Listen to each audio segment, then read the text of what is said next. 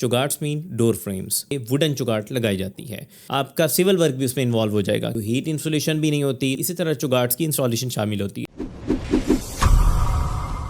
अस्सलाम वालेकुम जी, आकिर अख्तर रसूल, और आज हम बात करेंगे चुगाट्स के हवाले से।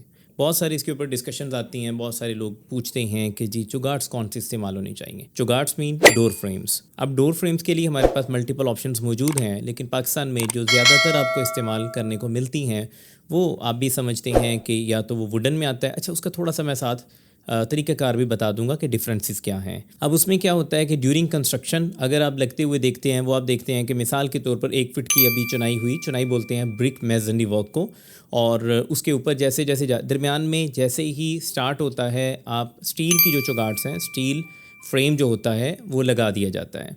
अब एक ऑप्शन ये है, और दूसरी ऑप्शन क्या होती है कि सारी चुनाइयाँ कंप्लीट की जाती हैं, प्लस्तर किया जाता है, और इंटीरियर के टाइम पे वुडन चुगाट लगाई जाती है।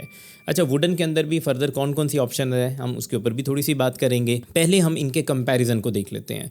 तो सबसे पहले स्टील के चुगाट्स के अंदर, अच्छा इसमें क्वेश्चन 1 ये आता है कि जी इसमें से बेहतर क्या है। अब बेहतर दोनों ही हैं, दोनों को कोई मसला नहीं है, और दोनों के साथ कुछ मसले हैं, प्रोज एंड कॉन्स दोनों के अंदर मौजूद हैं।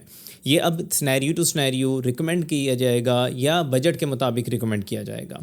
इन दोनों के प्राइस डिफरेंस की अगर हम बात करें तो वो तकरीबन है जी, अगर एक चुगाट आपकी 15-18 हज़ार में स्टील की है तो वो 25-28 हज़ार रुपये की आपकी वुड की है। वुड से मुराद कौन सी है, इसमें हम सेमी सॉलिड ले रहे हैं, सॉलिड चुगाट की हम बात अभी नहीं कर रहे हैं। सेमी सॉलिड को क्यों कंसीडर किया, क्योंकि नॉर्मली आपको जितने भी घर आप देखते हैं ज़्यादातर जगहों पे वही मिलती है।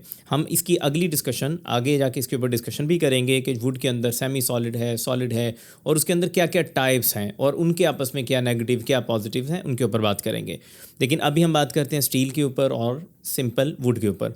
तो स्टील के अंदर सबसे पहले तो हमें ये देखना है कि स्टील एक अच्छा मटेरियल है, स्टील को कोई मसला नहीं है। स्टील से मुराद हमारा बेसिकली जस्ती जिसको बोलते हैं, उसी की नॉर्मली चुगाट होती है। अब उसमें होता क्या है कि उसको जंग लगता है। एक तो उसका नेगेटिव साइड ये है कि उसको जंग लग जाता है, रस्टिंग हो जाती है, और आपको पता है कि हमारा एनवायरनमेंट उसमें मॉइस्चर का कंटेंट मौजूद है। तो मॉइस्चर का कंटेंट जब, अच्छा इसमें एक और कुछ लोग क्या कहते हैं कि जी हम बाथरूम के दरवाज़ों को स्टील पे ले जाते हैं और जो है ना बाकियों को, तो वो तो और भी गलत है, क्योंकि बाथरूम के केस में और ज़्यादा मॉइस्चर का कंटेंट है और ज़्यादा, तो वो जल्दी उसको रस्ट लगेगा, और रस्ट लगने के बाद वो उसकी लाइफ ख़राब हो जाएगी और वो काफ़ी सारी डिस्टर्बेंस की वजह बनेगी।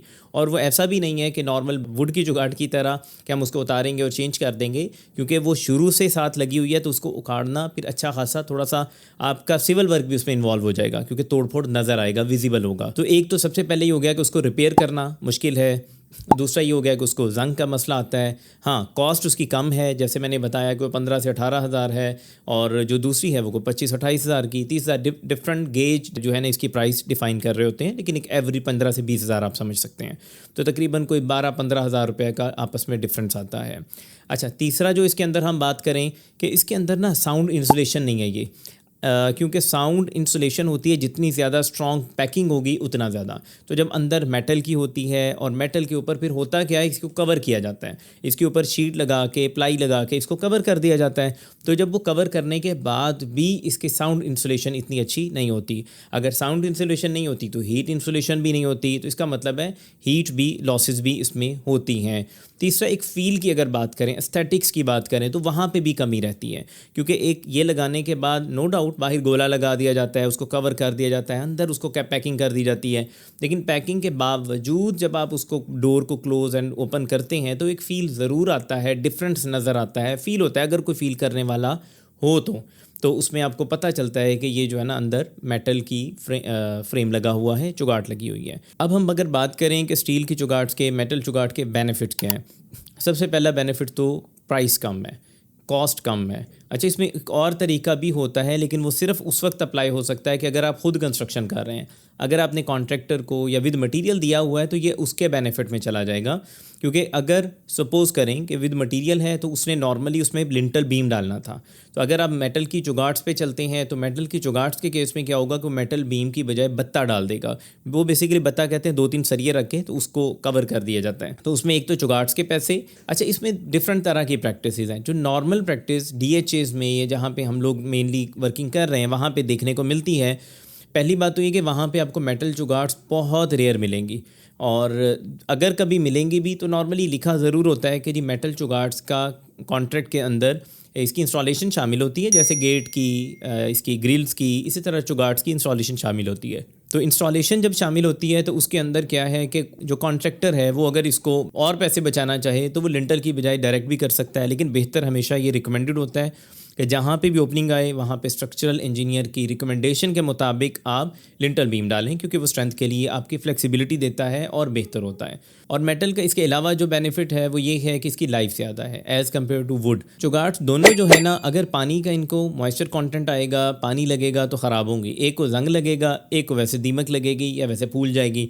तो दोनों के कुछ प्रोज एंड कॉन्स हैं। तो अब हमें ये डिसाइड करना होगा और वो किस बेस पे करना होगा कि हमारी प्रायोरिटी क्या है। अगर तो हम एस्थेटिक्स को और जैसे फ्यूचर में हम कुछ चेंजेस करना चाहते हैं, ये कोई पॉसिबिलिटी है, तो we should go for the wooden, क्योंकि उसमें फ्लेक्सिबिलिटी है, आसान है और उसमें फ़ील ज़्यादा अच्छी है, एस्थेटिकली ज़्यादा प्लीजिंग है और इजी है, आसान है। उसके ऊपर कॉस्ट का कोई मेजर डिफरेंस नहीं है, मेजर डिफरेंस है, मेजर नहीं है, लेकिन उसकी फीलिंग ज़्यादा अच्छी है। आपके पास फ्लेक्सिबिलिटी ऑफ डिज़ाइन है, कंट्रोल कर सकते हैं।